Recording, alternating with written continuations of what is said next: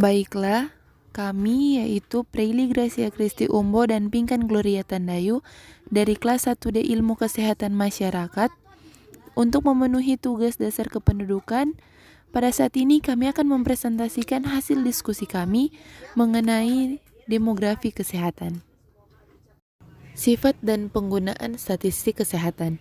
Kesehatan adalah karakteristik utama dari anggota suatu populasi, mirip dengan karakteristik demografi dan sosial ekonomi lainnya.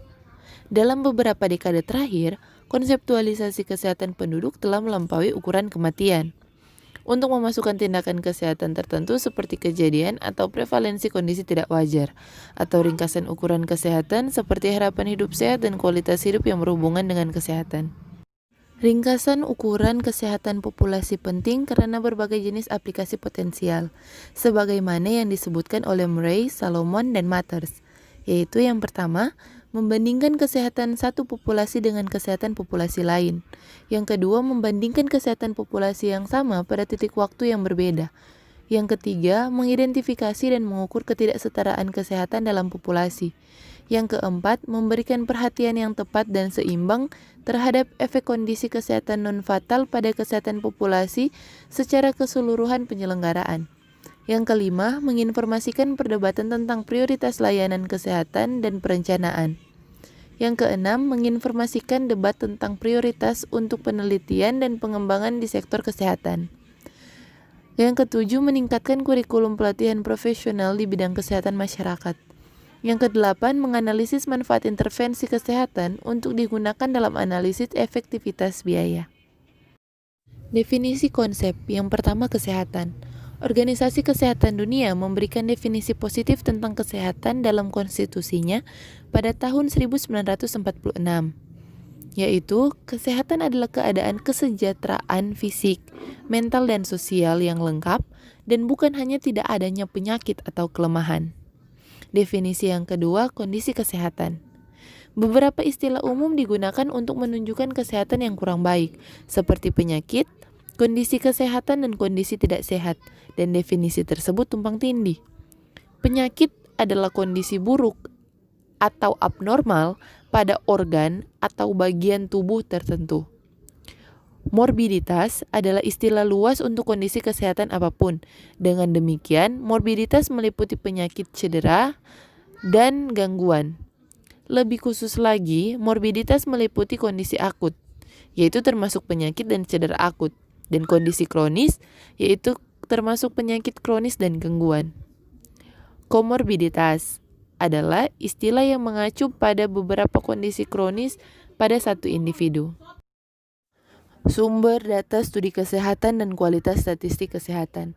Departemen Kesehatan dan Layanan Kemanusiaan secara berkala menerbitkan panduan referensi data kesehatan internasional yang menyajikan tinjauan umum data kesehatan internasional dari statistik vital, statistik rumah sakit, statistik tenaga kesehatan, dan survei berbasis populasi. Tujuan dari panduan ini adalah untuk memberikan informasi tentang sumber data kesehatan di seluruh dunia yang berguna untuk mendukung studi internasional dan perbandingan kesehatan penduduk. Data kesehatan dapat diperoleh baik dari sumber umum untuk data demografi, seperti sensus. Sensus penduduk telah memperoleh informasi mengenai kondisi yang sekarang kita sebut gangguan sensorik, fisik, dan mental. Berikutnya, statistik vital dan catatan administratif. Berbagai sistem registrasi yang merupakan sistem registrasi vital total suatu negara menghasilkan beberapa set data yang secara langsung atau tidak langsung terkait dengan kesehatan, termasuk data kelahiran dan kematian, dan kemungkinan kematian janin, penghentian kehamilan yang diinduksi, kondisi kesehatan terkait dengan acara ini, pernikahan, dan perceraian. Survei sampel umum dan survei kesehatan nasional. Survei populasi saat ini dan survei pendapatan dan partisipasi program di Amerika Serikat terkadang membawa pertanyaan tentang kesehatan, seperti tentang ketidakmampuan kerja atau status fungsional, untuk menyertai pertanyaan pokok tentang partisipasi angkatan kerja dan pendapatan. Organisasi Kesehatan Dunia Perserikatan Bangsa-Bangsa dan Institut Kesehatan Nasional Amerika Serikat telah mensponsori banyak survei kesehatan di negara-negara kurang berkembang. Survei ini bersifat cross-seksional, mengamankan data dengan laporan diri, dan biasanya berhubungan dengan penyakit tertentu dan lansia. Berikutnya, studi epidemiologi. Studi epidemiologi berkaitan dengan distribusi penyakit, cedera, dan gangguan pada populasi manusia dan kemungkinan faktor risiko yang terkait dengannya. Tujuannya adalah untuk mengidentifikasi faktor penentu penyakit dan merancang program pencegahan dan pengendalian penyakit. Ada beberapa jenis studi epidemiologi, masing-masing dengan banyak varian. Dalam studi kasus kontrol, sekelompok pasien dengan penyakit yang diteliti dipasangkan dengan sekelompok orang sehat atas dasar berbagai kriteria termasuk usia, jenis kelamin, ras, dan karakteristik sosial ekonomi. Studi semacam itu mencoba mengidentifikasi karakteristik lain yang membedakan kedua kelompok tersebut. Jika populasi yang sama diteliti, penelitian ini ditetapkan sebagai studi kohort. Beberapa studi menggabungkan fitur studi kasus kontrol dan studi longitudinal. Uji klinis. Tujuan uji klinis adalah untuk mengevaluasi kemanjuran protokol pengobatan untuk manusia dibandingkan dengan tanpa pengobatan atau pengobatan alternatif. Uji klinis menyertai praktik kedokteran klinis yang berhubungan dengan perawatan medis individu. Salah satu jenis uji klinis yang disebut uji intervensi dengan desain sekuensial, di mana tanggapan memiliki hasil biner. Menggunakan data untuk pasangan pasien, masing-masing menerima salah satu dari dua pengobatan, misalnya obat, yang dibandingkan. Pasangan sumbang, di mana efek perlakuan berbeda untuk anggota pasangan, memberikan dasar untuk memilih satu perlakuan daripada yang lain. Yang terakhir, sumber kualitatif. Metode kuantitatif memberikan sebagian besar data dan informasi analitik tentang kesehatan, tetapi metode kualitatif digunakan dalam berbagai cara untuk mendukung penelitian kuantitatif. Secara khusus, metode kualitatif dapat digunakan untuk merencanakan studi kuantitatif, baik untuk mengembangkan kuesioner atau untuk mengembangkan hipotesis tentang faktor-faktor yang relevan, dan untuk menafsirkan hasil analisis kuantitatif. Penelitian etnografi, metode kualitatif lainnya, dapat digunakan untuk membangun model penyakit regional, yaitu geografis, etnis, kelas, termasuk gejala dan etiologinya. Dengan mengumpulkan data tentang terminologi yang digunakan untuk berbagai kondisi dan tentang metode pencegahan rakyat, diagnosis, dan pengobatan. Nah, sumber-sumber tadi itu semuanya memberikan data kuantitatif tentang kesehatan. Ukuran status kesehatan, fungsi dan penggunaan layanan kesehatan. Yang pertama, ukuran status kesehatan. Pengukuran kesehatan dapat didasarkan pada informasi subjektif tentang kondisi kesehatan atau informasi objektif. Yang kedua, rasio prevalensi dan angka insidensi. Yang pertama disebut ukuran prevalensi dan yang terakhir disebut ukuran insiden. Rasio prevalensi suatu penyakit akut adalah persentase penderita penyakit akut pada tanggal tertentu. Hubungan antara tingkat kejadian dan rasio prevalensi untuk tahun tertentu dapat dipresentasikan secara kasar oleh yang pertama, rasio prevalensi sama dengan angka kejadian durasi rata-rata penyakit.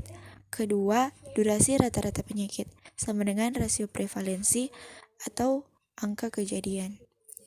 Rasio prevalensi khusus usia dan penyebab spesifik serta tingkat insidensi.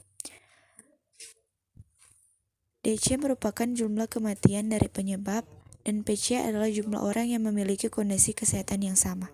Kita dapat menghitung rasio prevalensi spesifik penyebab usia dan angka insidensi penyebab usia. Ukuran dan probabilitas yang disesuaikan dengan usia. Angka spesifik usia sentral dapat diubah menjadi kemungkinan timbulnya penyakit cedera atau gangguan selama setahun. Pengukuran khusus usia sentral juga dapat diubah menjadi probabilitas transisi untuk digunakan dalam menyusun tabel hidup sehat. Ukuran fungsi. Berbagai ukuran pembatas lainnya dapat didasarkan pada konsep aktivitas atau komorbiditas yang dibatasi. Daftar yang dipilih dengan penjelasan terbatas diberikan di sini. Yang pertama, jumlah hari aktivitas terbatas terkait dengan kondisi akut per 100 orang per tahun. Kedua, rata-rata jumlah hari aktivitas terbatas per episode kondisi akut dalam 1 tahun. Ketiga, jumlah hari aktivitas terbatas terkait dengan kondisi kronis per 100 orang dengan kondisi kronis per tahun. Jumlah rata-rata aktivitas terbatas terkait dengan kondisi kronis dalam setahun. Pengukuran awal tentang kecacatan didasarkan pada pernyataan tentang batasan dalam melakukan aktivitas utama seseorang karena alasan kesehatan dalam survei seperti survei wawancara kesehatan nasional AS dan survei kesehatan Kanada 1978 sampai 1979. Berbagai ukuran batasan fungsional. Penelitian yang lebih baru telah memanfaatkan aktivitas spesifik kehidupan sehari-hari berdasarkan karya Atz et al. Item ADL biasanya menanyakan tentang ketidakmampuan untuk melakukan rutinitas perawatan pribadi tertentu, seperti makan, berpakaian, buang air, perawatan, pindah ke dan dari tempat tidur, dan mandi. Kadang-kadang, tingkat kecacatan didefinisikan dalam istilah jumlah ADL dan IADL yang tidak dapat dilakukan oleh seseorang. Rasio prevalensi disabilitas dan tingkat insiden disabilitas. Membedakan ukuran prevalensi dari ukuran insiden, kita dapat menghitung rasio prevalensi disabilitas spesifik usia. Yang pertama dihitung sebagai persentase populasi dalam kelompok usia penyandang disabilitas. Salah satu jenis ukuran tersebut adalah rasio prevalensi kecacatan berdasarkan penyebab usia. Misalnya, persentase populasi dalam kelompok usia dengan penyakit kronis yang membatasi fungsi. Tindakan terkait kesehatan lainnya. Konsep ketergantungan dan perawatan jangka panjang berhubungan dengan ketergantungan fisik pada orang lain untuk perawatan. Perawatan jangka panjang secara umum diartikan sebagai penyediaan kesehatan, perawatan pribadi, dan layanan sosial dari waktu ke waktu untuk individu yang memiliki keterbatasan fungsional. Ini mencakup perawatan di rumah, layanan komunitas, dan perawatan institusional. Ukuran penggunaan layanan kesehatan dan ketersediaan dukungan. Ada beberapa ukuran yang umum digunakan dari penggunaan layanan kesehatan yang memberikan dukungan formal kepada orang sakit dan jaringan kekerabatan yang memberikan dukungan informal kepada mereka. Yang pertama, jumlah kunjungan dokter per 100 orang di 1 tahun. Kedua, jumlah kunjungan gigi per 100 orang dalam 1 tahun. Ketiga, jumlah perawatan inap atau pulang per 100 orang dalam setahun. Presentasi orang berusia 65 tahun ke atas yang memiliki anak yang masih hidup. Presentase orang berusia 50 tahun ke atas yang memiliki orang tua yang masih hidup 65 tahun ke atas. Jumlah dari perawatan yang diberikan per minggu oleh pengasuh per 100 orang yang menjadi tanggungan. Jumlah rata-rata hari perawatan yang diberikan per minggu oleh setiap pengasuh. Pengukuran kesehatan reproduksi. Definisi dan sumber data. Di Perserikatan Bangsa-Bangsa 1994, World Plan Tindakan Kesehatan Reproduksi didefinisikan sebagai keadaan fisik, mental, dan sosial yang lengkap dalam semua hal yang berkaitan dengan sistem reproduksi dan fungsi serta prosesnya. Kesehatan reproduksi berkaitan dengan kesehatan yang berhubungan dengan kejadian-kejadian reproduksi, yaitu konsepsi, kehamilan, kelahiran, dan masa nifas, dan kemampuan untuk melahirkan anak yang sehat dan menghindari keguguran, untuk mengatur kesuburan, dan untuk terlibat dalam perilaku seksual yang memuaskan tanpa takut penyakit atau kehamilan yang tidak diinginkan. Kesehatan reproduksi diukur dengan kombinasi laporan diri, pemeriksaan klinis, dan analisis laboratorium. Persepsi responden tentang apa yang sehat dan tidak sehat mempengaruhi sifat dan konsistensi tindakan ketika suatu kondisi dilaporkan. Faktanya, budaya diam sangat mempengaruhi pelaporan morbiditas reproduksi karena masalah perempuan tidak dipandang serius di banyak negara. Faktor risiko kesehatan reproduksi mencakup variabel proksimat dan kontekstual. Beberapa variabel seperti usia, paritas, riwayat kehamilan, penggunaan layanan kesehatan, dan riwayat kesehatan dapat diukur secara kuantitatif dengan beberapa ketelitian. Variabel lain seperti penggunaan metode kontrasepsi, praktik seksual, dan praktik yang berkaitan dengan kebersihan pribadi juga dapat diukur tetapi sulit diukur. Pengukuran kesehatan ibu. Menurut klasifikasi internasional ke-10 penyakit, kematian ibu adalah kematian seorang wanita saat hamil atau dalam 42 hari setelah penghentian kehamilan, terlepas dari durasi dan tempat kehamilan, dari sebab apapun yang terkait atau diperburuk oleh kehamilan atau penata laksanaannya, tetapi bukan dari penyebab yang tidak disengaja atau insidental. Menurut revisi ke-9, kematian ibu adalah jumlah kematian akibat aborsi, penyebab kebidanan langsung dan penyebab kebidanan tidak langsung. WHO juga membedakan kematian obstetrik langsung dari kematian obstetrik tidak langsung. Kematian ibu terlambat adalah kematian lebih dari 42 hari dan kurang dari 1 tahun setelah penghentian kehamilan karena sebab apapun yang berhubungan atau diperburuk oleh kehamilan. Kematian obstetrik tidak langsung adalah yang diakibatkan oleh penyakit yang sudah ada sebelumnya atau penyakit yang berkembang selama kehamilan, dan bukan karena penyebab langsung kebidanan tetapi diperburuk oleh efek fisiologis kehamilan. Kematian terkait kehamilan adalah kematian seorang wanita saat hamil atau dalam 42 hari setelah penghentian kehamilan, terlepas dari penyebab kematian.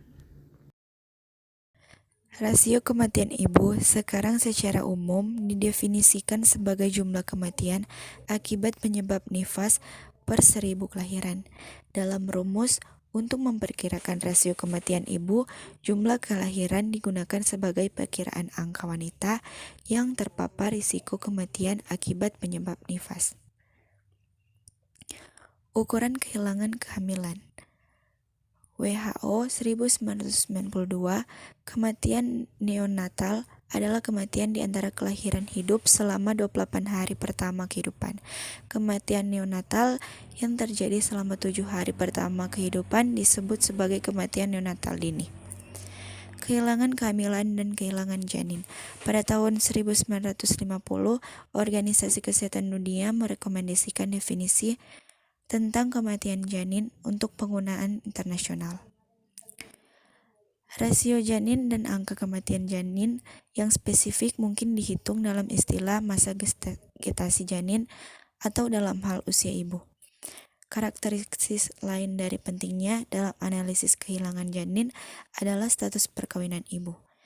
WHO merekomendasikan dalam ICD 9 itu negara harus hadir hanya untuk memperbandingkan internasional. Organisasi Kesehatan Dunia mendefinisikan parental period sebagai periode keberadaan prenatal setelah kelangsungan hidup janin tercapai. Tindakan menghubungkan kematian dan morbiditas. Tingginya angka mortalitas atau kematian yang disebabkan oleh penyakit yang tidak menular. Termasuk dalam kategori ini adalah penyakit yang disebabkan oleh faktor genetik dan gaya hidup menjadi fenomena saat ini. Demikianlah hasil presentasi dari kami mengenai demografi kesehatan. Sekian dan terima kasih.